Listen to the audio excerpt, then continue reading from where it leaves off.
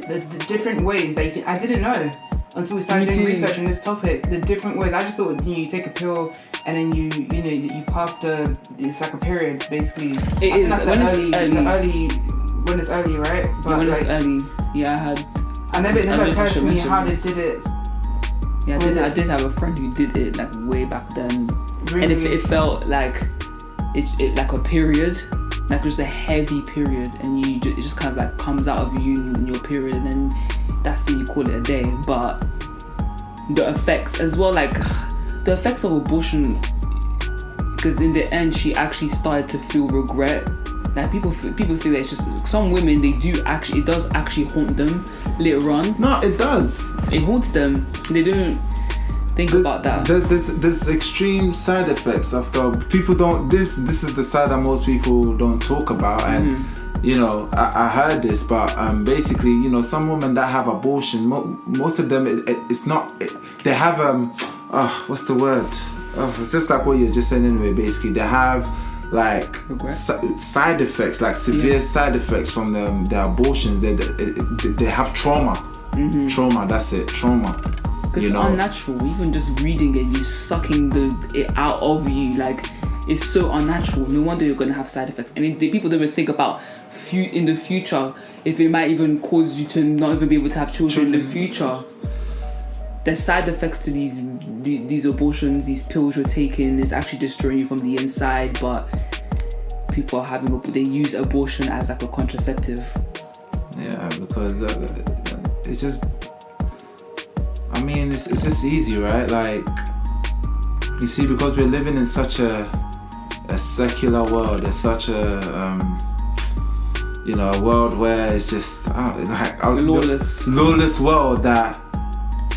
The idea of, okay, if you don't want children, then don't have sex. That in itself is like an unheard of thing. What do you mean? Don't have sex? What? That's insane. That's preposterous.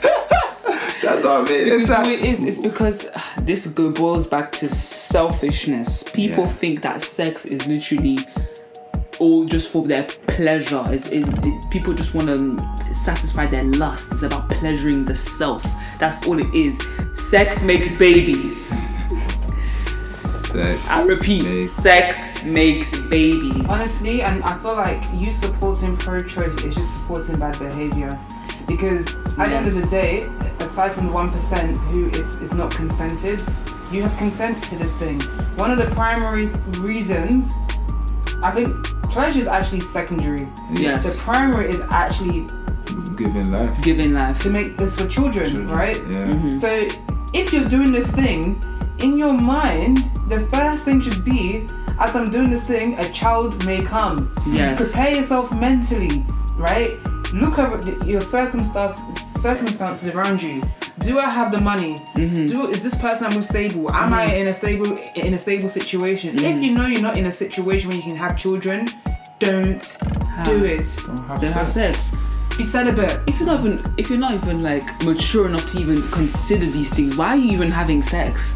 Exactly. Do you know what I'm saying? And this is why the Christian faith, in promoting families, having an actual family, man and woman, husband and wife. When you're in a marriage, you're in a place where you know that you can have children and whatnot. But when you don't promote these things and you push away these things, and it's all about selfishness, as you're saying, and I just want to do what I want to do. And selfish desires and fulfilling my own desires in what I have, you're not in the right mental state. And putting things like abortion, contraception, all these things, it just promotes a gateway to promote promiscuity. And what's the word? There's a word. I can't remember it. I can't remember now. Basically, just talking about just saying that how it promotes basically bad behavior, as you were saying before, in promoting bad behavior, promoting irresponsibility. Promiscuity as well. Yeah, promiscuity. So they're now going to your schools and telling you all the different ways you can protect yourself from getting pregnant, rather than promoting living a celibate lifestyle. Promoting the idea. This is something for marriage. That's it. It's serious. It's a serious thing. It's not like something you can just try out and see how you feel. Because you're young. Explore yourself. No. But that's what they teach you in schools, and they teach you all the various ways, the contraceptives. I'm perplexed at the amount of different ways you can stop yourself from getting pregnant as a woman. There's so many different ways. There's condoms. Okay, we all know that, but there's so many ways you can. There's like implants, coils, pills, just all, even like a patch that literally pumps. Yeah, Jay. You know, shut my mouth. I speak. I must speak. And I wish that when I was younger myself, because of course, I'm not like going to be like a hypocrite and say like, I never. Of course, I myself, I believe, I've had sex, before marriage and whatnot. But I just wish that when I was young, this idea was spoken to me about celibacy, about making sure that you are in marriage. That is actually pushed to the forefront of my mind. And at least pursue that. Because that for me, talking about even sex, that goes into another topic. But if this, I'm just thinking, if these are the kind of things that's really promoted, it's really highlighted in schools with all adulthoods, your peers telling you that, hey, you know what, don't have sex until you're married, you're married, and make sure you find a wife and do these things. If that was the regular thing that's being told to people, regular thing, it will produce less people having abortions. Yes, that's the thing. Back in the days, obviously there was a shame attached to having sex out of wedlock. It promoted people having sex in wedlock and then in being married. And then what's your reason to have an abortion when you're in a stable home and you're married? But because now there's a way for you to have sex without getting pregnant, all these contraceptives and everything, it promotes this idea of fulfilling your lustful desires and having sex and being promiscuous, which is with the generation we live in now, with Tinder, the hookup generation. You can just go have sex as long as you're on the pill, as long as you have these contraceptives and everything, and it promotes this. And that's because more and more people are being active outside of the confines of marriage. They're having sex, one night stands, all sorts of stuff. And of course, if you have a one night stand and you get pregnant, they're going to be like, I'm not going to keep this. So again, it pushes the idea of getting an abortion, because it's like you're not doing it in a safe space like a marriage, where having a child would, you have no reason not to have one. And I think that, even though, even me as a Christian, growing up, right? Even though I was young and whatnot, like I can't even remember.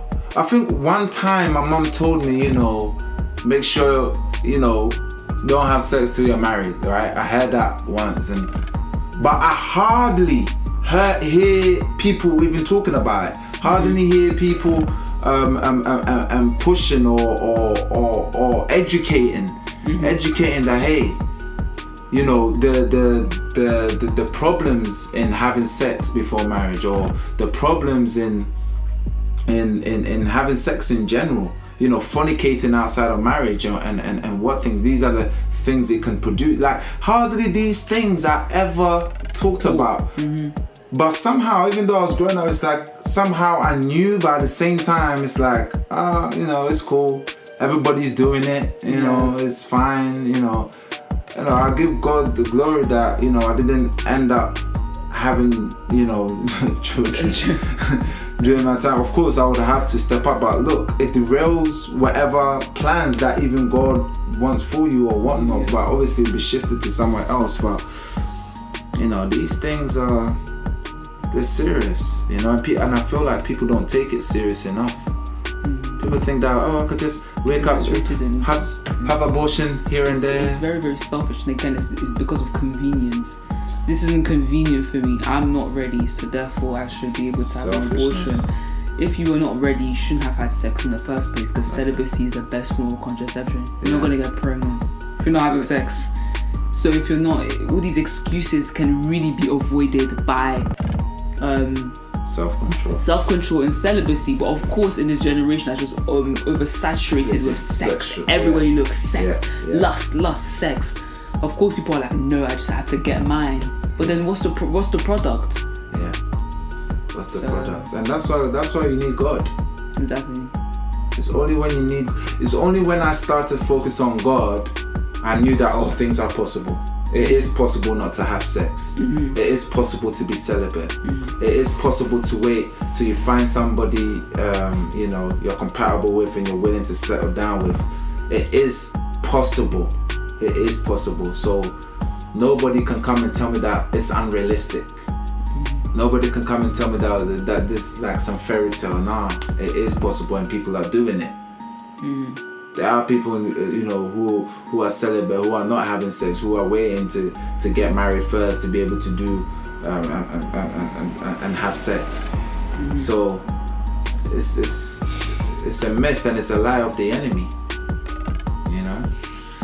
I mean, another side to bring to this is the pain that the baby in the womb may feel from all of this.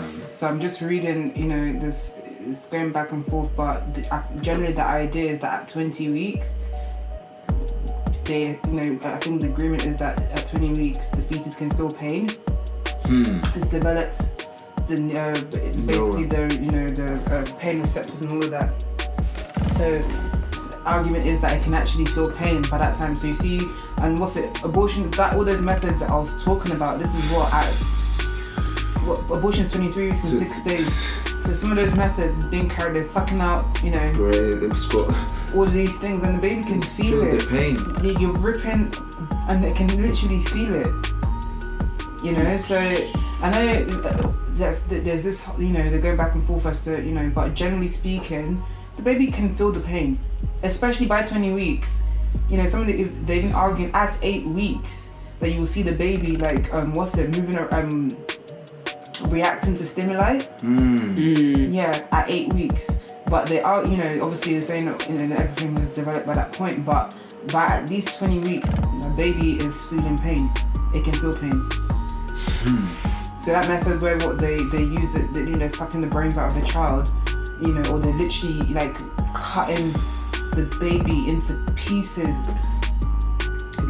It's literally murder. But you see with the pro-choice, you see where they normally focus their argument on. They focus their argument more on the woman than on their unborn child. Of course they can. They do that because if bring this kind of argument, show them the pictures I'm having to look at, right, and tell me that this is right.